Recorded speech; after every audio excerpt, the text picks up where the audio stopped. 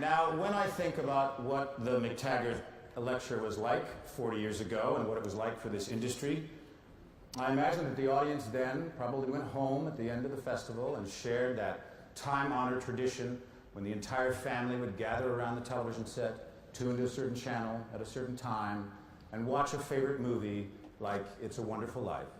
And they probably felt blessed to be living in such a modern age with a 21-inch television that brought the family together. Today, when I think about how all of you might go home after the festival, you can sense that things are a little bit different now than they were then. It's more likely you've already recorded It's a Wonderful Life on your DVR as you gamely try to gather the family around the giant movie screen that you've installed in what used to be the garage. Then you can try to find out where your children are on Facebook. You might ask your partner to stop Instagramming photos during the movie of the meal that they just ordered from the delivery service, while Grandma desperately pins even more pictures of cats on her Pinterest page, as your son quietly and surreptitiously clears his entire browser history, and your daughter tweets how boring It's a Wonderful Life is because it's not in 3D or even in color. You too will feel that warm family glow of precious time when we all come together to basically ignore each other. It is indeed a more complicated, modern, and wonderful life, isn't it?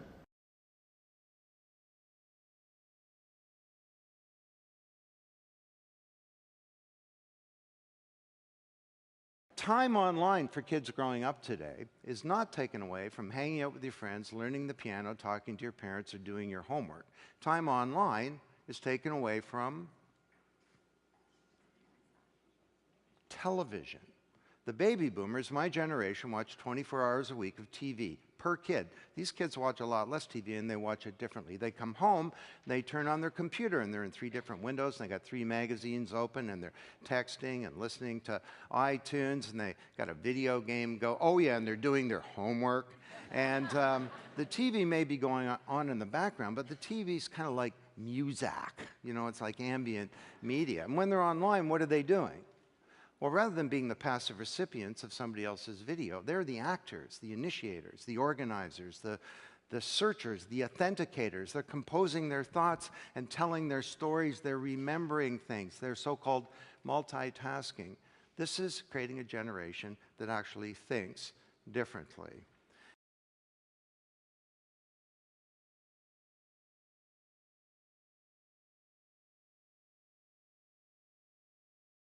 Do we define film as being something 2 hours or less? Surely it goes deeper than that.